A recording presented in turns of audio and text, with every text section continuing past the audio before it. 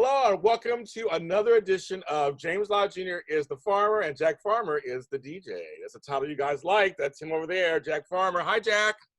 Hey, James. How you doing today? Good to see you. So we're on here. We're going to talk about all kinds of things. Every once in a while, we'll get together and talk about all kinds of stuff. We did an interview before that people liked, and so we're back together. We like talking to each other. I love it. I love chatting music with you. It's always fun to talk about either the old stuff or what's going on now. It's always a pleasure. Well, I was telling before I agree, same here. And I was telling before, you guys at home, I wore a very obscure shirt. Unless you are a fan of this girl group, you'll get this is their last names. It's Bananarama, basically, from the 80s. It's their last names. So Cruel summer. Yeah. Totally. She's getting down already. One of their biggest iconic hits that are played, I'm sure, at weddings, and at parties, and at Venus I think Venus of the two is probably the one that gets played a little bit more because you can dance a little bit. It's a little more groovy, I think. That's true. And Venus, okay. I'm your Venus. And your desire. Yeah, exactly. Very 80s, very 80s. It's very 80s. Yes. Aiken and Waterman produced it. And funny, that song, folks out there, is a #1 hit from 1986. I was 17 years old, and he probably wasn't even born yet. And then the one, it's actually a remake of a #1 song by a Dutch group called Shocking Blue, and it went #1 the year I was born. So very interesting too. They had two different groups have #1 hits with it. See, your next level music knowledge is always very fascinating to me. The fact that, I mean, a lot of people, I feel like Bananarama is a group on its own that is kind of like, okay, you need to really remember your 80s, but then you always take it to that next level of where the music came from and where they got their stuff from. I love music. I don't even know how to say it. I love music. I have a question for you, and I don't want to hijack this thing right off the top. As we're talking about music and things that influenced it, I want to talk about today's music. And I feel like I'm going to sound like an old curmudgeon right now. I'm going to start off this way, but I had this realization. I was listening to some current music, and they were sampling music from like the early 2000s, late 90s, and I was like, they sound great, but they also sound like they would fit in just perfectly in 2000. And I've seen a lot of the music from 2000s would fit in perfectly today. And I was realizing, I think a lot of people, maybe it's just us old curmudgeons that say music today is starting to feel stale. And I realized, I wonder if that's because if you took a song in 2000 and referenced a song from 1980, you can do that. I mean, Puff Daddy did that, but you couldn't put a Puff Daddy song in the 70s and have it feel like it fits in. And you couldn't have Celebration come out in 2000 and have it not sound weird. But music from 2000 still sounds like it fits today. Does it feel to you that maybe music has gotten just it needs a next evolution with music, or hip hop particularly? That's what I'm kind of thinking. Good question. It's actually, you should be a host, I think. No, it's a good question because I'm older than you are, and I feel like an old man. My brother and I, we love music so much, and like I said, we out the womb was listening to music, and I was a collector. I was a record collector for about 30 years. I was collecting everything vinyl. I could get my hands on certain things.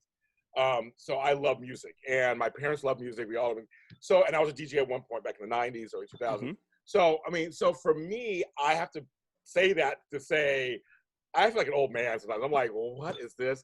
I mean, occasionally a song will come out. I go, okay, that's good. Okay, I like that.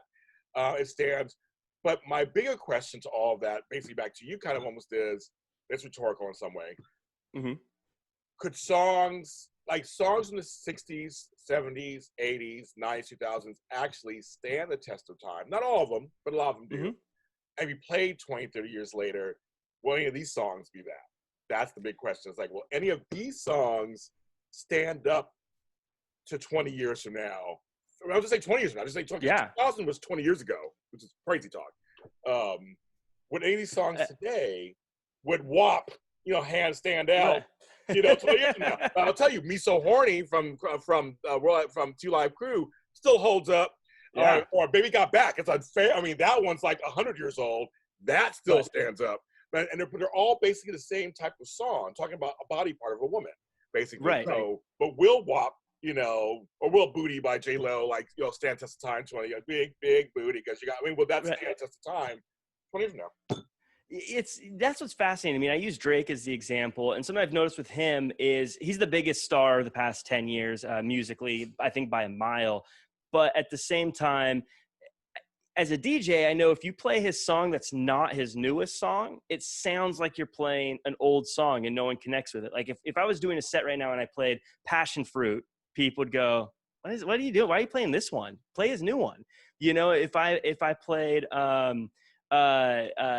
but Kiki, do you love me? Everyone be like, why? That one's old. Don't like it feels already dated because he's come up with a new one.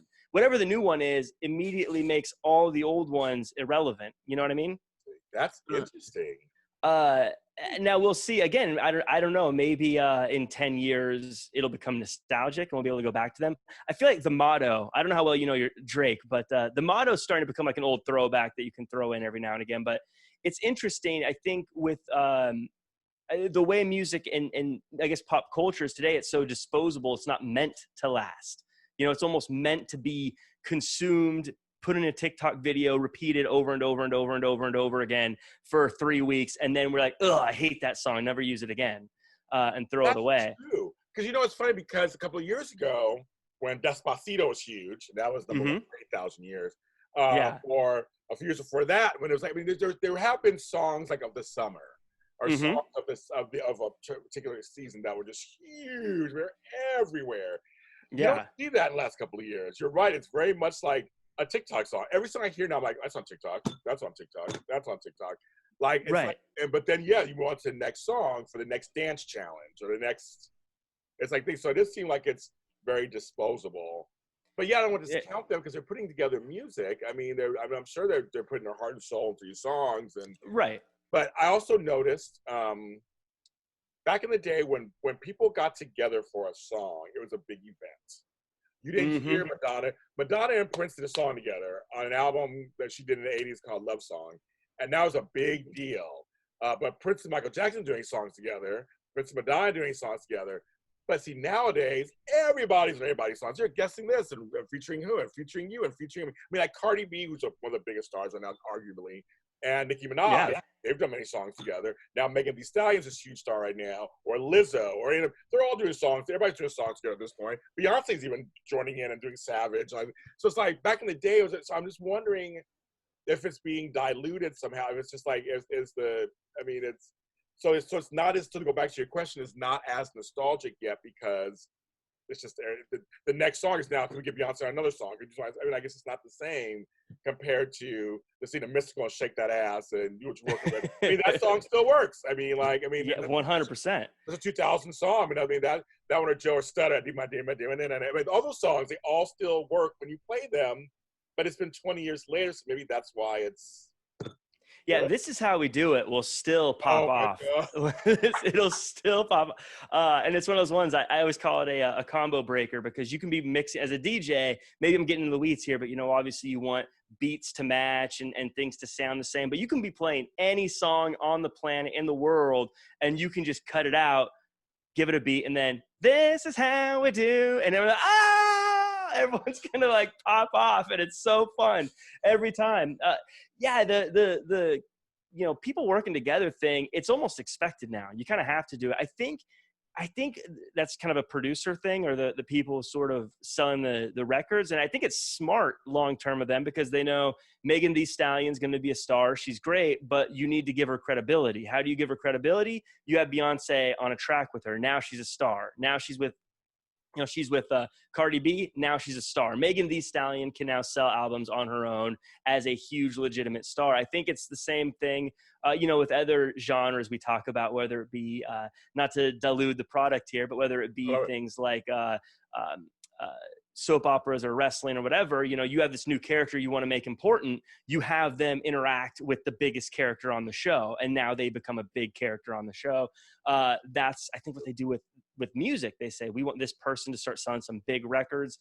We could buy a bunch of billboards, we could buy a bunch of ad space, or we could just have Beyonce go in and redo a song that they already did. Like Savage was already done. Savage was out. Savage was a song, and then they just said, let's just put Beyonce on a version. Boom. Megan Thee Stallion's the biggest thing in the world. now she came in on WAP right away, but you know what I mean? Like they do that even with Lizzo and Good as Hell with Ariana Grande. They did the song was out, and then Ariana Grande, boom, she's in there, and now the song takes off again. And Lizzo was a huge deal, but once quarantine came on, she seemed to have stepped back a little bit. But maybe that's just because her record cycle was done. Yeah, I think her record cycle was done. But no, everything you said, it completely is true, and I think. And they do, and again, I can go fully into Mother's Life as soaps, but it's really, the fans always say, you want us to care about this character, put him with a veteran, and then and introduce them slowly, kind of, and then it's like, oh, okay, they care about the character, so now you will in turn care about him. So now with music, yeah, Beyonce's endorsing it then, obviously. I think a while back, Ed Sheeran got a big boost from Taylor Swift. I mean, it was like, Taylor Swift was the biggest thing on the planet. He was big in Europe and and in England and everything. But then when they did that song together, it was like, oh, okay. And then he wrote a song for her, and it's almost like Take Care of the Village thing. It's like, okay, well now kind of bring you along. I mean, and I think it's been done before throughout music here and there. People endorse other people, but it just seems now it's really necessary. I mean, go all the way back. I mean, for me, I think about my music thing. Go all the way back to. The Beatles wrote a song for the Rolling Stones, and it was a hit for Rolling Stones back in the 60s. Everybody thought they were rivals because the Beatles were so huge. But then Rolling Stones get a little something. And so, but then they became huge on their own, and they're very different styles. But it's always been done where, groups have done things. I mean, Crosby, Stills, Nash and Young. There's Crosby, Stills and Nash. Neil Young was separate. They did an album together. It was huge. And then they started doing things solo. It's like it's always been kind of done. Occasionally it's been like the guest spots here and there, but I remember there was a song, speaking of Mick Jagger and them, I remember State of Shock came out, and it was Jackson's featuring Mick Jagger. And I was hearing Michael Jackson's voice with Mick Jagger. It was kind of cool. I was like, this is really interesting to hear them together. They're both big stars, but here's a big example. Aerosmith. Aerosmith is back in business because they did the song with Run DMC. Yes. They walked this way. Run DMC was coming up. They were kind of big in hip hop, but that made them both explode. But Aerosmith had been a 70s band at that point, floundering around. And they were about done. They were about done. And they brought back. And they had a whole new career in the 80s and 90s because of that one song they did. Walk this way. So a lot to unpack there. By the way, I have to say, I grew up in a Rolling Stones house. We were Team Rolling Stones where I grew up. I don't know about you guys, but my dad is one of the biggest Rolling Stones fans in the world. And so, as a kid, when your parent is really into a certain kind of music, you go through like, oh, this is kind of cool. This is what cool music is. And then you get to a certain age where you're like, oh, my parents like them. They're lame. And then you get to another age where you're like, oh, no, actually, they're absolute legends. I think Mick Jagger is the definition and greatest rock star of all time. I except for maybe Keith Richards. Maybe Keith Richards got some beat, but I think I saw them in concert twice. I've had the pleasure of seeing them twice. I saw them for Steel Wheels in '89, and so that's how great the Rolling Stones are. They had Living Colour open for them, a black rock group, and I had never seen that before. And so at 20 years old, I'm sitting there going, it's a black rock group. I love rock. I knew X was another black rock group that I never seen in concert, but I saw Living Colour. I was like, this is in the Bay Area. I saw them at the Concord Pavilion. I was not even there. And I saw them, and I was like, wow. And I saw them with Guns N' Roses a year later here in the Coliseum in LA. Guns N' Roses opened for them. Right, which shows how big they are when Guns N' Roses opens for you. For you. So I've been a Rolling Stone, but my family was a Beatles house, but I was very much a Rolling Stone fan in addition to it. So I think they're good. Even Mick Jagger solo stuff. I like some of his solo stuff. So I was I think what makes the Rolling Stones great to me, not only do I feel like they're the people that live the life, the style, they're not just pretending to be rock stars. I feel like they definitely do everything they say they do. But I love that they do so many different styles of music. It's not just the same rock songs every single time. They've done, bluesy stuff. They've done country stuff. They've done rock stuff. I love those guys now. I think they're just the fact that they've been around as long as they've been. I always joke that if you want to find a cure to COVID, just draw some blood from Keith Richards, man. He's got a cure to everything or something. I don't know how that guy's still alive. They're like the Rolling Stones, Cher, Twinkies and cockroaches will all survive an apocalypse. Yes. Yeah. There'll be I'll be with them. I'll be hanging out with them. Sure. Any of those choices, I'll hang out with them if the apocalypse happens. Right. Yeah. That wouldn't be a bad party. Twinkies with Cher and Rolling Stone. Sure. Why not? But yeah, that's coming. But okay. So, okay. I want you to walk me through something. Yeah. So a lot of people are getting married right now. I went through COVID. My best friend got married a couple days ago, Cameron. Congratulations. Yeah. Congratulations to them. My daughter got married in May. And so there's a lot of people getting married. So just to say, and I don't want to get married, folks, just trust me. But I was to say, I'm getting married. Hi, JJ Jack Farmer. I'm getting married. What is the process, typical process you go through in terms of talking to your client about music for the reception? The very beginning is you just ask them what they like. What are they into? What do they enjoy? Then, there's obviously the whole day, right? So I always say you want a day to feel like it escalates and not just, as guests arrive before a ceremony, you can't have turn down for what plan, because there's nowhere to go from there, right? So you always want the day to sort of feel like it escalates. So you have to know, I know you want to be a party, but you got to start at a place where people can sort of arrive and get there, and you want to build up from there. As far as chatting with couples about the music, the next thing though is to say, cool, that's what you like.